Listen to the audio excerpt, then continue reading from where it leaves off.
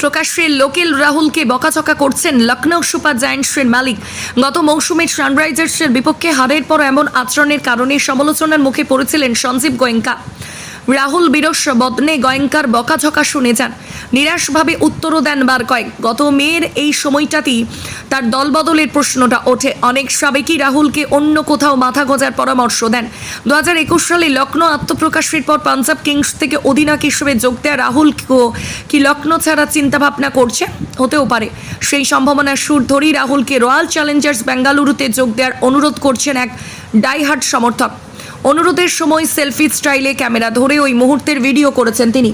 লখনৌ অধিনায়ককে ওই সমর্থক বলেন যে, আমি আরসিবির ডাইহার্ড ফ্যান। এই দলটি আমি দীর্ঘদিন ধরে অনুসরণ করছি। আপনিও আগে আরসিবির হয়ে খেলেছেন, এখন গুঞ্জন আছে। আমি কিছু বলবো না, কিন্তু হ্যাঁ, প্রার্থনা করি যেন আপনি আরসিবিতে এসে বাজিমাত করেন। 2013 সাল থেকে 2016 সাল পর্যন্ত আরসিবিতে খেলেছেন রাহুল। এই ক্লাবের জার্সি গায়ে 19 ম্যাচে 145.29 স্ট্রাইক রেটে 417 রান করেছেন তিনি। আইপিএলের আগামী আসরকে সামনে রেখে এই ক্লাবে যদি নাও আসেন, তবুও দল বদল করার ভালো সম্ভাবনা রয়েছে তার। সেক্ষেত্রে রাহুল কোথায় যান সেটাই দেখার।